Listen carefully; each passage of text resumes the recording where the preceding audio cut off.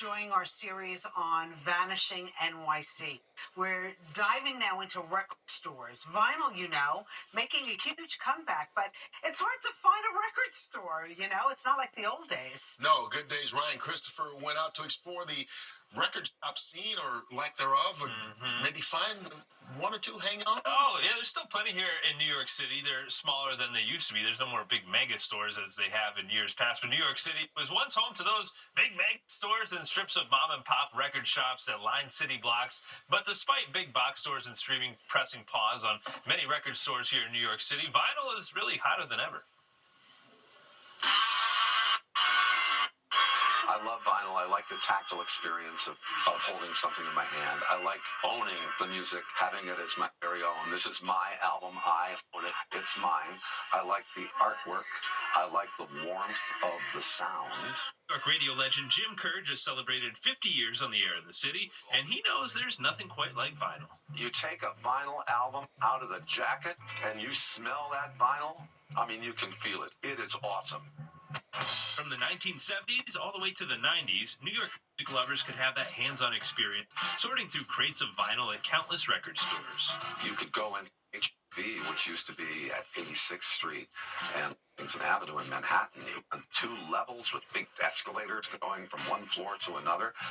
Just the jazz department alone would have been a big, giant store. It was very competitive on St. Mark's Place. There's a lot of record stores on St. Mark's Place. It was kind of like the mecca for indie rock records. Steve Leeds is a music industry executive who has worked with Bow Wow Wow, the Cranberries, and Janet Jackson, but he started his career as a record promoter.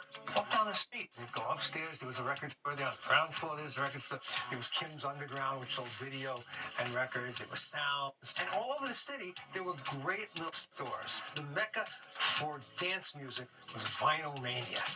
And it was a store that almost went out of business, and the owner got turned on to dance music, and then it became globally the place. Any European DJ that went to Vinyl Mania. Radio stations in the city would call to see which records were selling in store, all to indicate what they should spin on the air. Larger stores like Tower Records in the Village and Virgin Records in Times Square, they were home to album launch parties and performances with the likes of even Sir Elton John. So there's Elton trucking across Broadway with this contest winner and walking around the Virgin Megastore. It's like, oh, you got to get this. Oh, you got to get that. This is really, because Elton knows what's going on. But that was the power of the record stores. Over the years since the introduction of CDs and then streaming, many of the old school record stores have closed, but there are still shops making plenty of noise like RPM in Midtown. Music consumption is an all-time high, despite of what people think. And vinyl sales is really the only thing that's working other than streaming right now. And while the volume of record stores may have diminished in the city, the demand for vinyl is high. As a matter of fact, the problem right now is that the manufacturing capacity doesn't meet the demand. Rough Trade in Midtown is a bustling record store introducing music fans to new music and uncovering classics from the past. What's most interesting is the fact that we're now hitting a generation of young people that never had media for music, not even MP3s, we're talking about the streaming generation. I think for them, there's especially a special thing to have a tactile experience with music.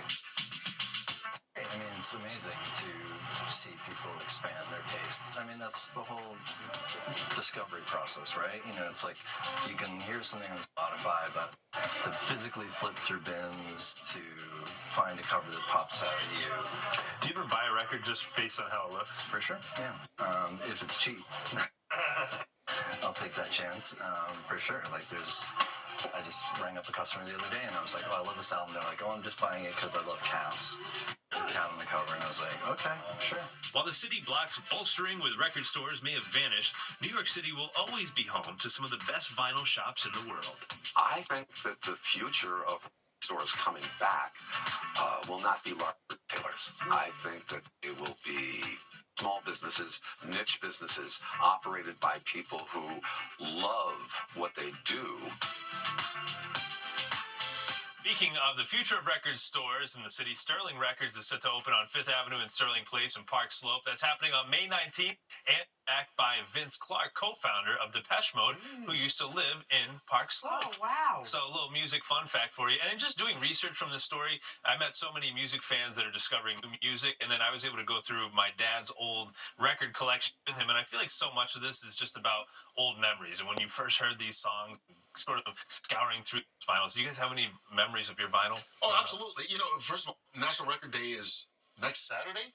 So you can go out and buy some new stuff. Yeah. You know, but I think one of the things is you talked about the smell, like when you open it up. Yeah. But also, I used to love reading the liner notes. You know, you find out. First of all, you know all the lyrics of the song instead of guessing. But I'm a music nerd, and so I love finding out who the background musicians were, Right. the singers, Who the writers were. Yeah, Little notes, because you find out people that did one album that you would never think would be connected to another artist. You see their name pop up again, you're like, oh wow, that person must be at least respected in the business. Yeah. And I have to say, going to a record store was like a special event. Yeah. Oh, you couldn't wait till Tuesday when the records came out. My dad would take me to Colony Records, which was in Times Square. Yeah. And, you know, it was a big deal for the kid from Brooklyn going to Times Square, right? So Dad would take me. And one time I'm like so busy looking through the vinyl records, he goes, Look up. Look up.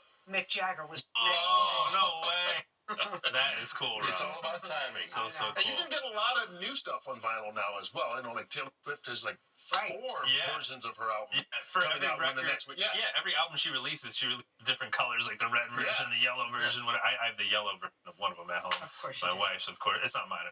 Maybe it is. But yeah, and then Billie Eilish just put out a whole thing how she's trying to make them eco-friendly. So she actually has sugar cane as the wrapping on all of her vinyl records. So the old and the new coming together. Right. Yeah. Thanks, Ryan. You're welcome, guys. All right. When we come back, we will embrace your inner beauty or help you do it. And maybe a little out of beauty, too. Guru, Laura Geller's here. She's got the great makeup tips. And we're talking about mature skin right now. And that's anybody over 40. All right, stay with us.